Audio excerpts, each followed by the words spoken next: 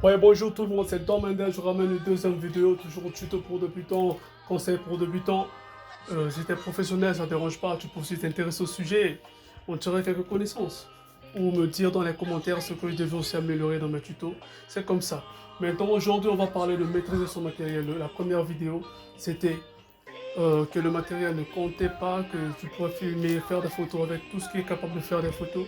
Aujourd'hui, on parle de maîtriser ce que tu as dans les mains. Alors, passe à l'intro.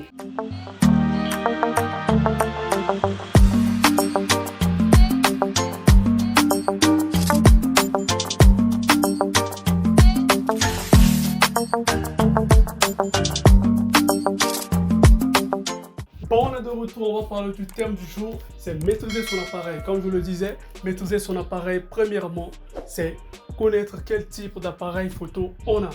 Par exemple, il y a trois types, à ma connaissance, il y a trois types.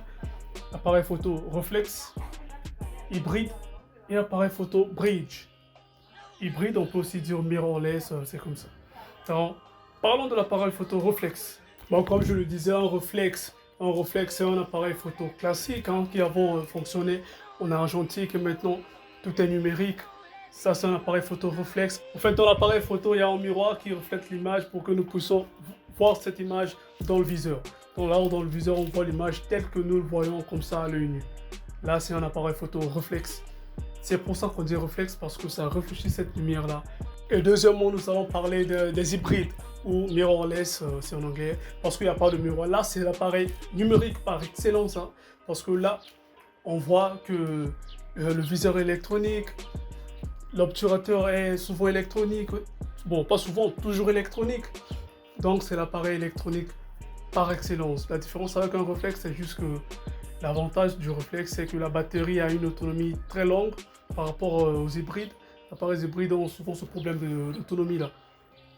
Ils ont aussi des objectifs interchangeables comme un réflexe. C'est souvent les appareils hybrides qui sont vraiment à la pointe de la technologie, sont en avantage avec l'autofocus, surtout en mode viseur, en mode live view sur l'écran de l'appareil photo. L'autofocus est rapide comme sur le viseur, comme aussi sur l'écran. Et en troisièmement, nous allons parler des appareils photo bridge. En fait, un appareil photo bridge n'a pas vraiment de différence avec un hybride. Il se rapproche beaucoup plus d'un hybride que d'un réflexe. Parce qu'on va dire que l'appareil photo bridge, c'est en fait un pont, le nom bridge en anglais, pont, entre un appareil réflexe et un appareil hybride ou des compacts numériques. Alors en parlant de bridge, d'abord, le premier point qu'on devrait retenir, c'est que l'objectif n'est pas interchangeable. On ne peut pas changer d'objectif avec un appareil bridge. L'objectif ne se change pas. Il y a un objectif fixe, comme on peut voir par exemple l'appareil Lumix FZ300. L'objectif est fixe, il a une longueur focale de 24 à 600 mm, d'une ouverture constante qui ne varie pas de 2.8. Donc c'est un peu l'avantage. Dans d'autres paramètres, il se rapproche beaucoup plus d'un hybride par rapport à un réflexe. Donc c'était là une brève description, on n'allait pas vraiment entrer dans le détail, mais c'était au moins l'essentiel sur ces trois appareils, réflexe, bridge, hybride. Maintenant, on va parler de vraiment maîtriser son appareil, c'est maîtriser les paramètres, savoir que ceci fait ça et cela et tout. Premièrement, nous allons parler de l'exposition. Parce que la première chose à faire sur la photo, c'est l'exposition. Si la photo est bien exposée, le reste viendra. Quand vous voyez souvent les modes automatiques, les modes auto ont une sensibilité automatique. Donc la valeur ISO que vous voyez souvent, ISO 100, ISO 200, c'est ça l'exposition sur l'appareil photo. Donc si c'est bien réglé, c'est là qu'on voit la magie de la photographie. C'est d'abord maîtriser la balance de la lumière, bien équilibrer cette lumière-là avec la valeur ISO. Et cela, ça sera très important pour le post-traitement aussi, parce qu'avec la photo numérique, souvent on est bien aussi, presque toujours avec le post-traitement. Comme là, vous pouvez voir, je suis en train de surfer dans les paramètres avec mon appareil. Bon, mon appareil, c'est un réflexe. En fait, les paramètres sont les mêmes partout. C'est les normes de la photographie, c'est comme ça. Les paramètres sont partout. Je travaille avec ce réflexe parce que c'est l'appareil que j'ai. Je vous montre quelques paramètres. Quand vous voyez la valeur ISO, quand je l'augmente, vous voyez l'exposition aussi. Ça va. Vous voyez l'exposition qui est vraiment trop exposée, l'image trop exposée. C'est là la valeur ISO pour savoir jouer avec pour des photos magnifiques. Mais pour une forte lumière, retenez ça, pour une forte intensité lumineuse, la valeur ISO, c'est là vous devez mettre la plus basse. Et pour une basse intensité lumineuse, vous devez mettre la valeur ISO à des valeurs plus élevées. Chose importante que j'ai oublié de mentionner, c'est que l'exposition de la photo, il y a en fait un triangle à respecter. Il y a l'exposition, la valeur ISO, la valeur ISO, il y a la vitesse d'obturation et l'ouverture. Tout ça, ces trois choses-là, ces 3 points très importants, ces 3 points cruciaux jouent sur l'exposition. Là, on va parler maintenant de la vitesse d'obturation. Généralement, c'est pour des différentes scènes. Si tu fais la photographie de sport, par exemple, là où il y a tellement trop de vitesse, des gens courent, des voitures de course et tout, là, il faut avoir une vitesse d'obturation élevée, 1 millième de seconde, 4 millièmes, pourquoi pas. Donc c'est comme ça pour figer vraiment l'instant que vous voulez. Si vous voulez faire par exemple du light painting, vous allez utiliser des valeurs entre 30 secondes de vitesse d'obturation, 10 secondes, 15 secondes. Vous pouvez aussi avec la vitesse d'obturation être à un cinquantième par rapport aussi à ce triangle que je vous ai parlé, le triangle de l'exposition. Vous pouvez diminuer, augmenter, ça va jouer aussi avec la lumière, avec l'exposition. On peut aussi ajouter à la vitesse d'obturation si vous voulez booster votre créativité, faire des photos, je ne sais pas comment, quelqu'un est debout avec une tête un peu floutée. Et on va parler maintenant de l'ouverture. L'ouverture, c'est la valeur F que vous voyez souvent sur l'objectif, sur les informations, hein, les métadonnées de la photo. La valeur F qui est là, c'est l'ouverture. L'ouverture, ça joue avec la profondeur du champ, ça joue aussi avec la lumière. Avec l'ouverture, comme vous voyez, là, je change d'ouverture au fur et à mesure, je monte. À partir de F11, F8, F11, vous voyez aussi que la lumière descend. Si vous êtes en mode manuel, si vous êtes en mode automatique, l'appareil va compenser cette perte de luminosité en augmentant la valeur ISO, en jouant aussi avec la vitesse d'obturation. Donc c'est ce triangle-là, c'est ces 3 points-là qui jouent avec la lumière. Maintenant, le plus important vraiment, ce qui est de base à l'ouverture, c'est la profondeur du champ. Quand tu as une ouverture d'1.8, 1.2, ça c'est une très grande ouverture jusqu'à 2.8. Les grandes ouvertures maintenant, à partir de 3.5 jusqu'à monter, souvent les appareils photo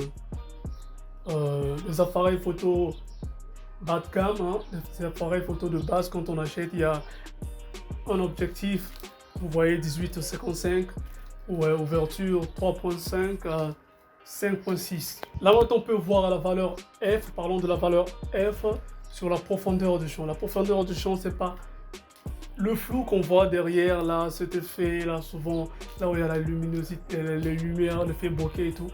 Non, c'est pas ce flou d'arrière-plan. La profondeur du champ, c'est la zone nette de l'image, dans la zone de netteté de l'image.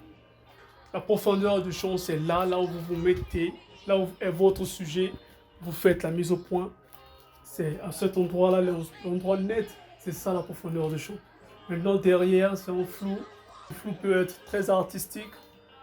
Par exemple, des photos de nuit avec un sujet en premier plan, l'arrière-plan bien flouté, avec des lumières partout. Cet effet de bokeh est très magnifique.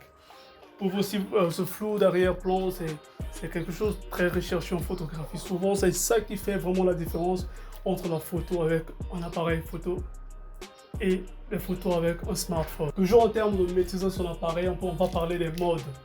Là, vous voyez sur l'appareil, comme vous pouvez voir là, c'est la molette de mode. Vous jouez avec le mode M, c'est le mode manuel, le mode A, c'est le mode priorité à l'ouverture. Vous voyez là, je peux jouer avec l'ouverture. Vous voyez là la valeur F.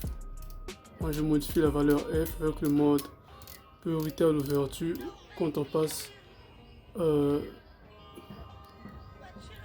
à S, mode vitesse, vous voyez là je joue maintenant avec la vitesse d'obturation.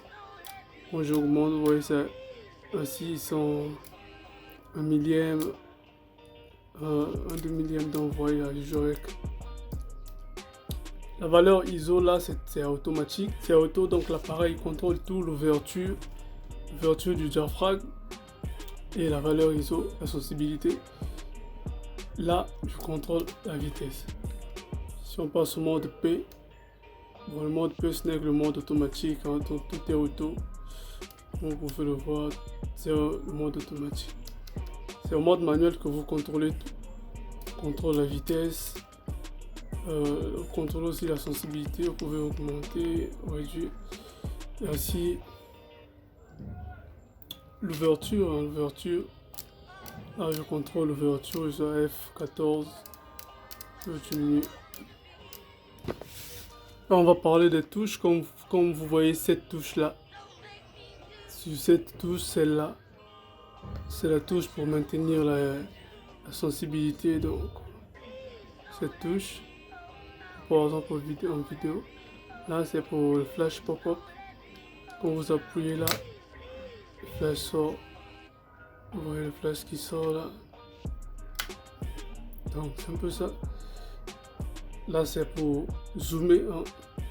Par exemple si vous regardez une photo que vous avez prise, vous pouvez zoomer, faire zoom avant, zoom arrière.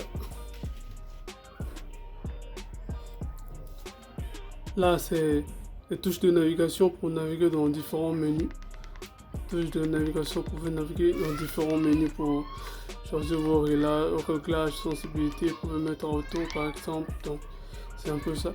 Là menu c'est pour menu, et cette touche là vous voyez, c'est un peu comme la touche de play, c'est pour les médias, donc vos photos et vidéos qui sont stockées,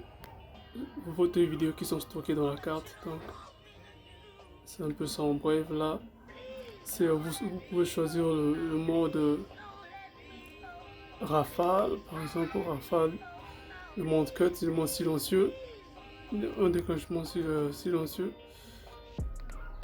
Là vous pouvez choisir le retardateur à 10 secondes par exemple. C'est un peu ça. Là OK c'est pour montrer OK sur les options. C'est un peu ça en bref. Là vous voyez LV c'est live view, pour passer au mode live view et revenir au mode visuel. Là c'est la molette de réglage. Vous pouvez augmenter par exemple. Si je maintiens la correction de l'exposition, j'augmente, vous voyez, l'image est surexposée. Si je diminue là, vous voyez là c'est sous-exposé, donc c'est que ça. Sans oublier, si tu es nouveau sur la chaîne, n'oublie pas de t'abonner, d'activer la cloche de notification pour ne rater aucune de mes nouvelles vidéos. Et si la vidéo te plaît, tu lâches un pouce, hein. Des commentaires aussi, tu vois, des commentaires, ça m'aide vraiment à savoir si ce que je dis là, ça apporte des nouvelles choses à des gens ou que ça ne sert à rien pour m'améliorer aussi. Et sans oublier, prochainement on parle de composition en photographie, comment bien composer, des règles en fait, les règles de la composition. On va parler de ça dans la prochaine vidéo, donc reste branché.